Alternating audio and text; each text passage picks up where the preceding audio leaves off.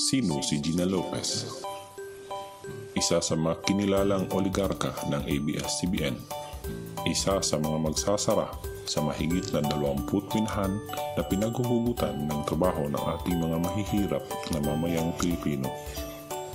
May magkasalungat na interes ng dahil sa negosyo sa pamilya. Ano nga ba ang meron si Gina Lopez? Bukod sa isang tagapamahala ng isang bias na media, ang kanyang pamilya ang isa sa mga may-ari ng negosyong pang-enerhiya na nagdudulot ng malawakang kapahamakan sa kapaligiran. Ayon sa aming pananaliksik, si Gina Lopez ay kaalyado ng dating administrasyon. Batay sa ating kasaysayan, buksan po natin ang ating isip kung bakit ganoon na lamang ang galit niya sa lahat ng negosyong pangminhan. Sino kami?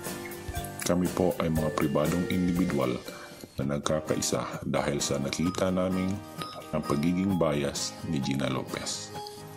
Kami po ang boses ng mahigit na 1 milyong mamamayang Pilipino na mawawalan ng pamumuhay dahil sa kaaksyon ni Gina Lopez.